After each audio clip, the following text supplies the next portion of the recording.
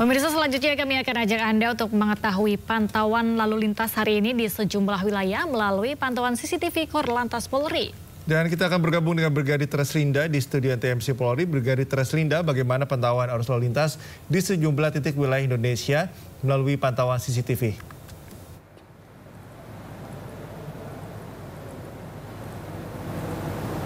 Ya baik, terima kasih rekan saya Galuh dan juga Cikal. Di studio pemirsa saya akan mengajak Anda melihat kondisi arus lalu lintas terkini melalui pantauan CCTV Korlantas Polri untuk menemani aktivitas pagi Anda. Kita awali dari kawasan Simpang Sadang, Jawa Barat.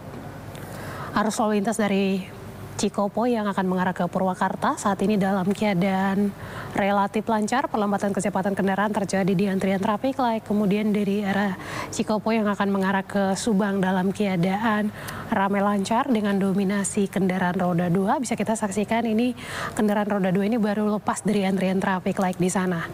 Dan kita tinggalkan Pospol Simpang Sadang, Jawa Barat. Selanjutnya kita beralih ke kawasan Pasar Gamping, Jakarta. Arus lalu lintas dari arah Jogja Kota yang akan mengarah ke Purwokerto saat ini dalam keadaan ramai lancar, dan di arah sebaliknya Purwokerto yang akan mengarah ke Jogja Kota dalam keadaan relatif lancar. Meskipun lalu lintas di kawasannya terlihat lancar, namun antisipasi banyaknya aktivitas pejalan kaki yang berlalu lalang menyeberang jalan di kawasan ini. Untuk itu bagi para pengguna jalan tentunya Anda untuk menjaga batas kecepatan kendaraan Anda. Kita tinggalkan Pasar Gamping, Jogja. Selanjutnya kita beralih ke Simpang Kenanten, Mojokerto. Arus lalu lintas dari jalan bypass Mojokerto yang akan mengarah ke jalan Surabaya Madiun dalam keadaan mengalami antrian kendaraan di belakang traffic light mencapai 100 meter. Selepas traffic light, kendaraan dapat melaju dengan kecepatan normal, dan di Jalan Raya Gempol Mojokerto yang akan mengarah ke Jalan Jaya Negara saat ini dalam keadaan ramai lancar. Bisa kita saksikan di sana dominasi kendaraan lebih didominasikan oleh kendaraan roda 2. Dan pemirsa, yang terakhir kita pantau dari Karitas Palembang. Dari pantauan CCTV kami terlihat pada pagi hari ini di kota Palembang baru saja diguyur hujan sehingga pada jalan nampak dalam keadaan licin. Untuk itu bagi para pengguna jalan tentunya Anda untuk selalu berhati-hati dengan aquaplaning di jalan yang dapat menyebabkan kecelakaan lalu lintas. Untuk arus lalu lintas sendiri dari arah jalan Atmo yang akan mengarah ke Peteren dalam keadaan ramai lancar. Perlambatan kecepatan juga terjadi di antrian traffic light. Dan untuk arus lalu lintas dari Jalan Atmo yang akan mengarah ke Simpang Sekip dalam keadaan ramai lancar. Dan pemirsa, kami menginformasikan data IRSMS Korlantas Polri dalam kurun waktu 1 kali 24 jam terjadi 202 kasus laka lantas dengan rincian 20 orang meninggal dunia, 16 orang luka berat, serta 145 orang luka ringan. Dari 202 kasus laka lantas tersebut, 58,85% terjadi pada waktu siang hari. Kami juga menginformasikan dalam rangka menyambut operasi ketupat ataupun pelaksanaan libur Lebaran 2025, Korlantas Polri akan melaksanakan operasi ketupat yang rencananya ada rekayasa lalu lintas yang diberlakukan secara nasional untuk kendaraan yang akan menuju ke Pulau Jawa, yaitu dari kilometer 70 Cikampek hingga 414 Jawa Tengah, di mana akan diberlakukan sistem kontraflow dan juga sistem one way. Dalam pelaksanaannya kami harapkan Anda dapat mengikuti arahan serta petunjuk petugas kami yang berada di lapangan. Rencananya operasi ketupat ini akan dilaksanakan pada tanggal 23 Maret hingga 8 April 2025. Hal ini untuk memastikan perjalanan mudik Anda berjalan dengan baik dan juga lancar sehingga Anda dapat sampai ke kampung halaman dalam keadaan sehat dan berkumpul bersama keluarga. Bagi Anda yang akan mengupdate informasi-informasi seputar arus lalu lintas terkini, kami siap melayani Anda di 15669 ataupun melalui SMS Center kami di 9119. Demikian Brigadir Treslinda melaporkan langsung dari studio TMC, Galuh dan juga Cikal. Kembali ke Anda, silakan. Ya baik, terima kasih Brigadir Treslinda atas laporannya. Selamat bertugas kembali dan salam presisi.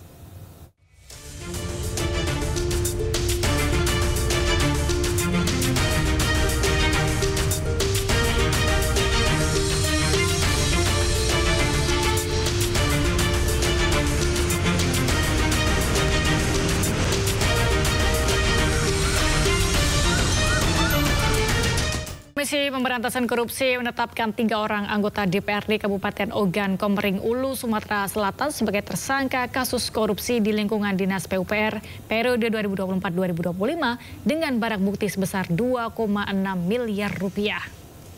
3 tersangka dari jajaran anggota DPRD Kabupaten Ogan Komering Ulu, diantaranya 3 anggota Komisi 3 DPRD Oku, Ferlan Juliansyah, Ketua Komisi 3 DPRD Oku, M. Farudin, dan Ketua Komisi 2 DPRD Oku, Umi Hartarti. KPK juga menetapkan Kepala Dinas PUPR Nopriansyah sebagai tersangka bersama 2 orang tersangka dari pihak swasta berinisial MFZ dan ASS. Keenam tersangka diduga secara bersama-sama melakukan korupsi di lingkungan Dinas PUPR Kabupaten Ogan Komering Ulu. Dalam operasi tangkap tangan sebelumnya, penyidik menyita uang tunai sebesar 2,6 miliar rupiah.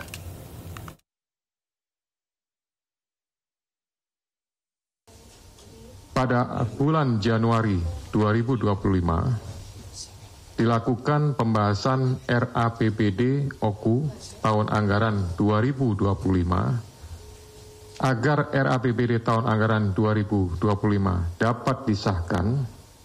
Beberapa perwakilan DPRD menemui pihak pemerintah daerah.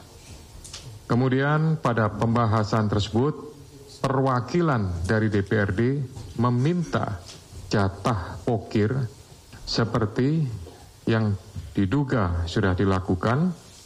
Kemudian disepakati bahwa jatah pokir tersebut diubah menjadi proyek fisik di Dinas Pekerjaan Umum dan Perumahan sebesar 40 miliar rupiah dengan pembagian nilai proyek sebagai berikut.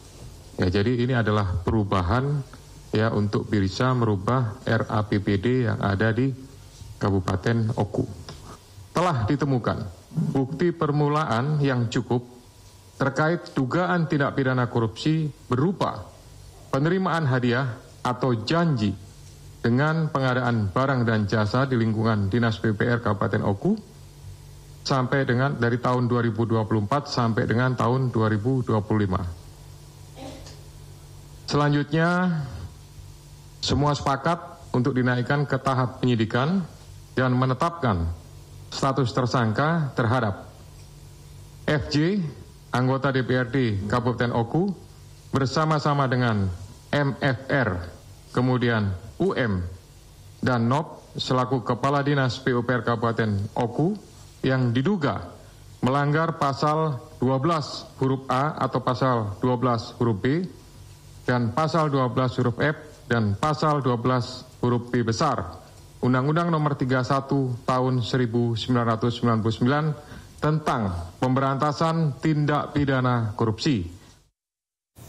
Anda kembali di Sindo Today, pemirsa. Presiden Prabowo Subianto memimpin rapat terbatas bersama sejumlah menteri di Hambalang, Kabupaten Bogor. Membahas percepatan hilirisasi nasional di berbagai sektor strategis.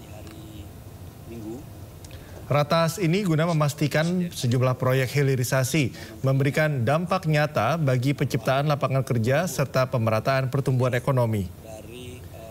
Proyek hilirisasi juga dinilai dari kontribusinya dalam menurunkan impor, meningkatkan ekspor, dan memperkuat daya saing industri nasional.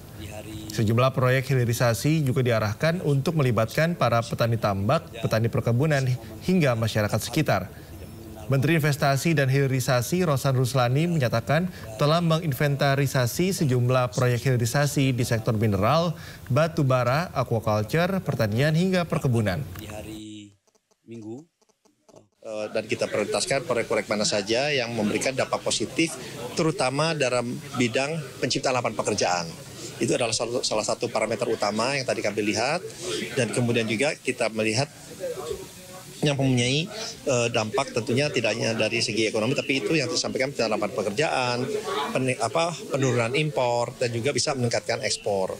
Dan di mana yang kita juga mempunyai daya competitiveness yang lebih tinggi. Nah, itu. Pro kontra RUU TNI hingga kini terus bergulir di tengah masyarakat. Sejumlah perubahan menjadi sorotan, diantaranya penambahan jumlah lembaga yang kini bisa diduduki TNI aktif. Rancangan Undang-Undang TNI hingga kini masih menjadi perbincangan masyarakat. Sejumlah penambahan dan perubahan dalam isi RUU menjadi sorotan bahkan pro kontra publik.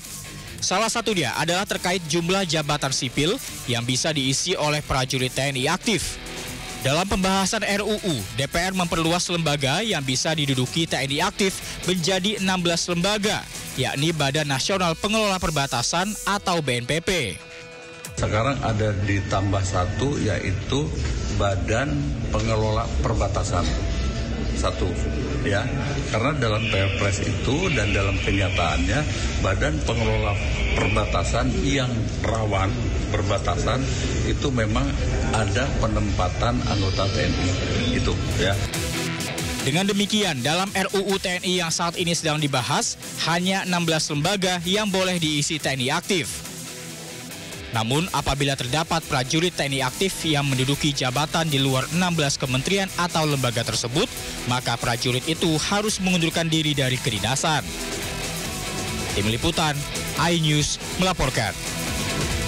Informasi lain, pemirsa, sebuah bus berpenumpang pemudik terbakar di Pangkep, Sulawesi Selatan. Kebakaran bus tujuan Makassar ini diduga akibat korsleting listrik pada bagian mesin.